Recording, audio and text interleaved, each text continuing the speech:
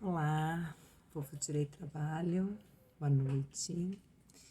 Eu quis vir aqui, vou usar um assunto, vou tratar de um assunto que eu acho que foi interessante, uma situação da semana.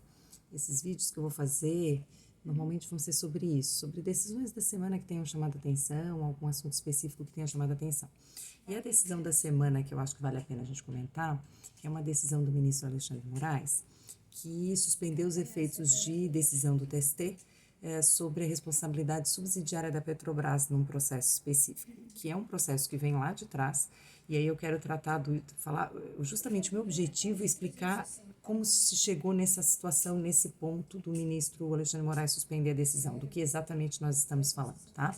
Então, essa decisão foi essa semana, no final da semana passada, acho que agora faz uma semana dessa decisão, mas é algo que vai ter depois repercussão, e como de vez em quando tem vindo essas decisões de suspensão de efeitos, suspensão de processos que tratam das matérias, então de vez em quando veio a suspensão de todos os processos que tratam, então, digamos, da responsabilidade de administração pública, responsabilidade subsidiária da administração pública em processos que discutem verbas trabalhistas, a condenação.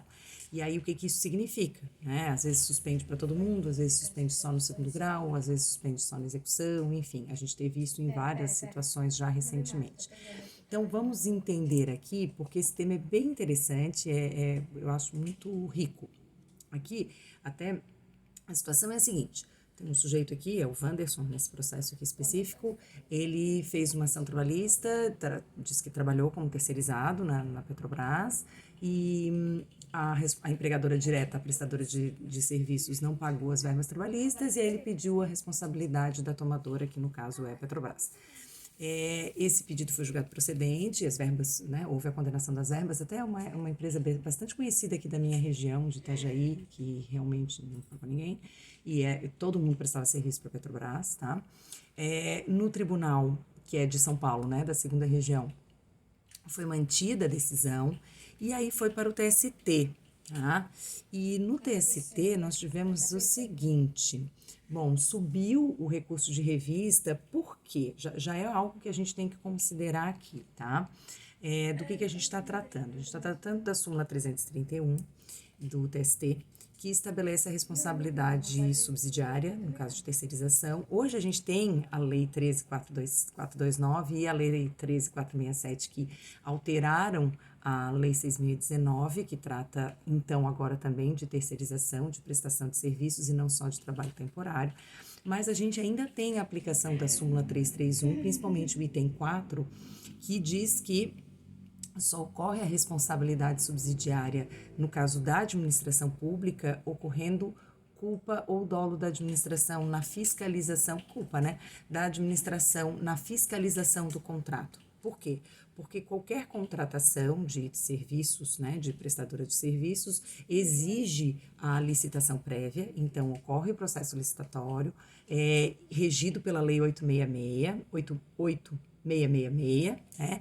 E no artigo 71 dessa lei, inclusive, tem a previsão de ausência de responsabilidade do ente público até.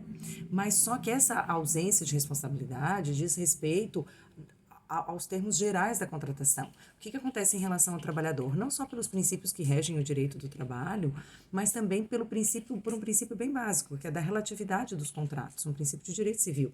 O trabalhador não fez parte dessa contratação Petrobras e terceirizada. O trabalhador, ele continua tendo que ser protegido e tendo que ser remunerado pela prestação de serviços de que a Petrobras, ou a qualquer que seja a administração pública, o ente da administração pública, se beneficiou. E o que mudou no entendimento é que antes não se falava desse assunto, até porque até não entrava tanto nessa discussão, e a partir do inciso 4º, que foi introduzido na súmula 331 do TST, se passou a falar dessa ideia de, então, exigir a culpa da administração. O que seria essa culpa? A ausência de fiscalização. Por quê? Porque a Lei 8.666 exige também que a administração pública, na contratação, na execução dos contratos, fiscalize o cumprimento de todas as obrigações pela prestadora, inclusive as obrigações trabalhistas. Isso foi gerando uma série de discussões da matéria, até o ponto, até por conta da súmula, porque a gente não tinha nada específico em lei, até que isso foi para o STF, né? E dali nós tivemos um tema, uma discussão especificamente sobre isso, dizendo que, numa decisão com efeito vinculante, ficamos assim, com a seguinte tese fixada, tá? O inadimplemento dos encargos trabalhistas dos empregados do contratado não transfere automaticamente ao poder público contratante a responsabilidade pelo seu pagamento, seja em caráter solidário ou subsidiário, nos termos do artigo 71, parágrafo 1º da Lei 8.666 de 93. Nos debates, então, ficou a seguinte questão: não há responsabilidade objetiva, ou seja, não há essa transferência imediata da responsabilidade pelo mero inadimplemento da prestadora. Você teria que comprovar também a responsabilidade no sentido, a responsabilidade subjetiva, ou seja, a culpa da administração. E aí vinha vindo só que essa tese fixada pelo STF, então o STF fixou a tese, a responsabilidade tem que ser com culpa. Na ocasião, a ministra Rosa Weber queria ampliar e já prever que o ônus da prova seria da administração pública. E na época ela foi vencida e não se discutiu isso não fez parte da fixação da tese. Então o STF, ao fixar a tese, não tratou do assunto ônus da prova. Da prova do quê? Da culpa da administração. Então, a fixação da tese foi em relação à exigência de culpa para existir a responsabilidade subsidiária da administração pública. Mas a quem caberia a prova dessa culpa da administração pública, isso não foi abordado pelo STF. E se a gente pensar bem, a matéria não é constitucional. Só que a ministra Rosa Weber já queria que isso ficasse definido, e isso não ficou. Então, durante algum tempo, e essa é a explicação que é dada na decisão do TST nesse processo específico da Petrobras, a explicação que é dada aqui é que, por não ter essa fixação de ônus da prova, né, na decisão, o TST vinha atribuindo o ônus da prova à parte reclamante. Depois de 2015, com algumas mudanças no próprio STF de decisões a respeito do assunto, o TST então passou a mudar, e a sexta turma aqui especificamente passou a mudar, e a partir do tema de repercussão geral e tudo mais, foi se entendendo que então o ônus da prova a matéria é infraconstitucional, e o TST passou a entender que, eu estou colando, né, claro, né, gente, estou lendo aqui a decisão, que o ônus da prova seria então da administração, até, gente, pelo princípio, que agora a gente estuda bastante, da aptidão da prova. Então, provar o não é sempre mais difícil do que provar o sim. Então, provar o não pagamento. Como é que prova o não pagamento? Né? Agora, provar o pagamento, principalmente se tratando de administração pública, por exemplo, são provas documentais. Inclusive, essa prova é toda documental. Quando eu recebo processos desse tipo, e a gente recebe processos sobre a responsabilidade da administração pública, mas é que eu digo como professora, quando a gente vê esses processos, quando a gente vê esse tipo de situação, o que a gente imagina? Quem pode fazer prova? Então, o que a administração pública pode fazer? O que o Estado pode fazer? O que a Petrobras, porque estamos tratando desse processo da Petrobras, pode fazer? Pode provar que fiscalizou o cumprimento das obrigações. E isso também faz parte do cumprimento do contrato pela Petrobras. Então, essa prova, ela é feita por quem tem aptidão para isso. E considerando que se trata de administração pública, ainda que no caso da Petrobras seja indireta, você tendo tendo se submetido aos princípios da administração pública, né? Nós temos moralidade, publicidade dentro dos princípios da administração pública, e a própria administração sabe que tem que fiscalizar esses contratos e ter esses documentos para comprovação, nem que seja para o Tribunal de Contas da União ou dos Estados. Então, no caso da Petrobras, Tribunal de Contas da União, ela pode ser chamada à responsabilidade por gastos que excedam aquilo que é esperado. Isso pode acontecer, inclusive, por uma má gestão do contrato com a prestadora de serviços, entendem? Então, o que acontece? Passou a se entender que o ônus da prova então, da administração pública. Nesse processo específico, o recurso de revista não foi conhecido, da Petrobras, não foi conhecido exatamente porque entendeu o TST que o TRT da segunda região, o TRT2, já tinha abordado essa questão e já tinha entendido que a Petrobras não se desincumbiu do ônus da prova de ter ou não fiscalizado adequadamente o contrato. Então, se a Petrobras não se desincumbiu adequadamente desse ônus, não é mais matéria de recurso de revista. Então, até pôde subir no TRT2 por causa da discussão do ônus, mas em se fixando a ideia no TST de que o ônus da prova caberia à administração, e o TRT2 já tinha dito que a administração pública, a Petrobras, não tinha se desincumbido desse ônus, não tinha feito a prova, no TST não se poderia admitir agora que, então, a administração, a Petrobras, fizesse prova de que fiscalizou o contrato, porque não é mais o momento, porque não se discute essa matéria no TST, no recurso de revista. Então, se entendeu no TST que não era o caso de ser apreciado o recurso de revista, não foi conhecido o recurso de revista, portanto, nem foi conhecido, porque não era o caso. Já tinha que ter sido feita essa prova lá, ou já tinha que ter sido feita a prova no primeiro grau, claro, mas no segundo grau se poderia apreciar se a prova tinha sido feita ou não.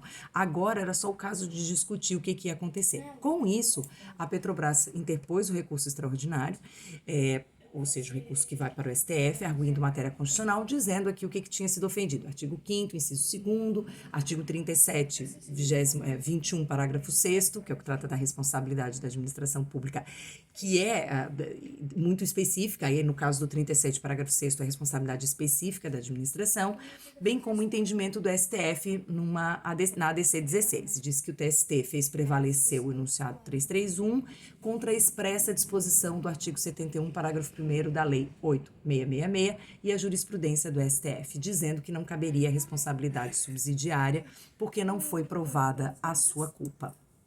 E aí, o STF, num primeiro momento, examinou essa questão nesse recurso extraordinário, que é o 760.931, e foi lá que ele fixou essa tese sem entrar no ônus da prova. Lá foi fixada a tese de que caberia a responsabilidade apenas em caso de prova da culpa. E agora, então, a Petrobras veio nos autos desse recurso extraordinário, porque o recurso extraordinário não alterou propriamente, mas veio agora nos autos do recurso extraordinário, teve embargos declaratórios desse recurso extraordinário, justamente porque a Petrobras pretendia que se fixasse também a quem caberia o ônus da prova, e aí esses embargos declaratórios não foram acolhidos, justamente porque a maior parte dos ministros entendeu, foi por maioria, que a maior parte dos ministros entendeu que não era o caso de se apreciar, de se avançar na tese. Então a tese de repercussão era estritamente da matéria constitucional, responsabilidade havendo culpa, né, da administração, então, portanto, da Petrobras. Isso se aplicaria, esse tema, né, de repercussão geral, então passa a se aplicar a outras decisões. Então isso é muito importante porque é num processo específico, mas se aplica para outras situações semelhantes, né, que envolvam a mesma temática da responsabilidade subsidiária.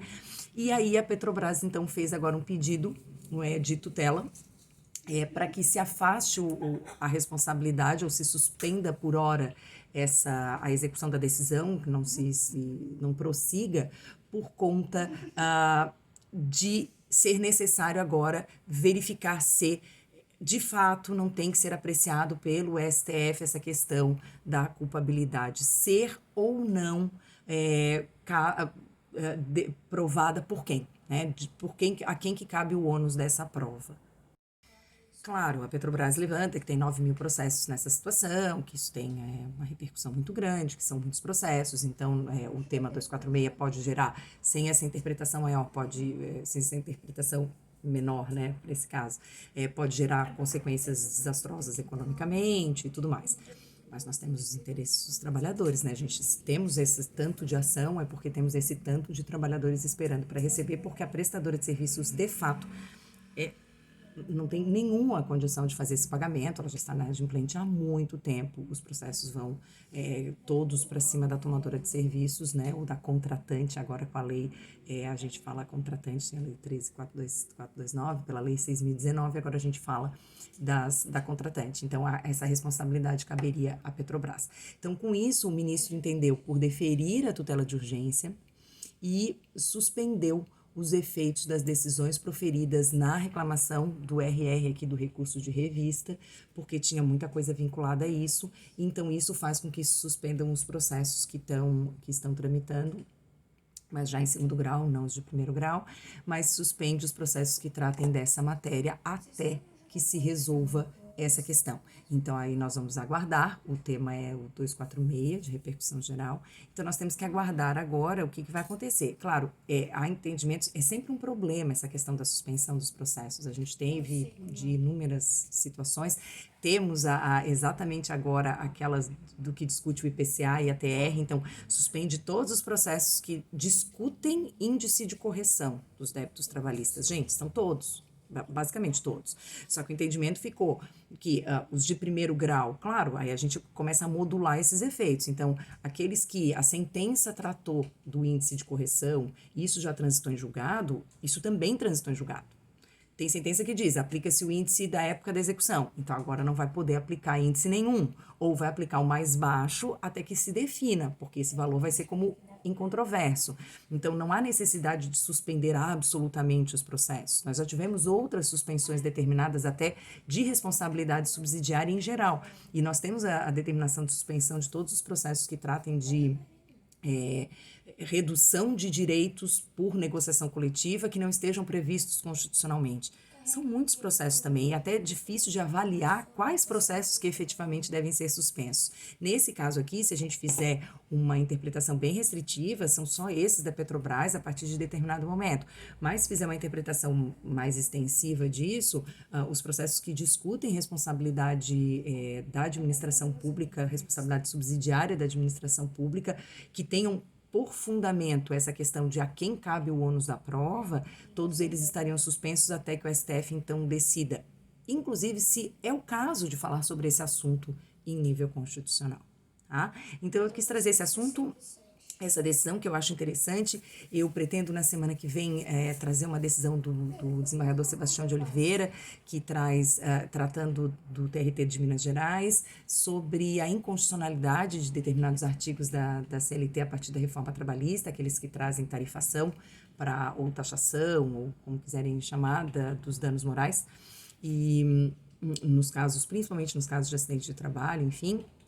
E aí, eu acho interessante trazer esse tipo de tema, porque aí sobre isso eu não falo no podcast, porque são situações bem específicas de casuísmo e que não vão dar continuidade e não são doutrinárias, é para vocês entenderem o que se passa quando vem essas decisões, o STF suspendeu tal coisa, o que isso significa. Então, o STF está discutindo os índices de correção, o que isso significa para tudo, né? Nós temos muitas coisas aguardando julgamento no STF de matérias importantes para o direito do trabalho, mas a nossa vida é muito agitada, né, no STF, então acabam vindo outras coisas também. Então, hoje era sobre esse assunto que eu queria tratar com vocês. Eu vou colocar na descrição, então, o tema, né, que é o 246, e o número do recurso extraordinário e do recurso de revista, para quem depois quiser ler o inteiro teor das decisões. São decisões bem interessantes. Então, enfim, o recurso extraordinário lá atrás que acabou gerando a fixação da tese, a tese que ficou fixada, essa que eu mencionei para vocês, né? Então, o inadimplemento dos encargos trabalhistas dos empregados do contratado não transfere automaticamente o poder público contratante a responsabilidade pelo seu pagamento, seja em caráter solidário ou subsidiário, nos termos do artigo 71, parágrafo 1º da Lei 8.666, que é a Lei das Licitações, né? E a partir dessa decisão aqui é que nós passamos a discussão em embargos declaratórios sobre a possibilidade, deram um entendimento que eles falaram minimalista de só abordar esse assunto, não abordar o ônus da prova. Isso ficou no TST, a gente teve várias decisões nesse período realmente alternando o ônus da prova, porque isso fica como matéria infraconstitucional, e agora nesse processo da Petrobras, que não é o processo que deu origem à tese, ao tema, né? Então, esse processo da Petrobras foi quando a Petrobras trouxe à tona a necessidade de se abordar essa questão de suspender a execução desses processos até que se defina a responsabilidade e o ônus da prova. Quando isso avançar, então, eu pretendo voltar a falar sobre isso, né? E vamos tratar de vez em quando, então, desses temas que trazem decisões diferentes, sai no Conjur, todo mundo fala a semana inteira do assunto, decisões relacionadas à nossa área, claro, direito do trabalho, evoluindo o direito do trabalho. Obrigada, até a próxima.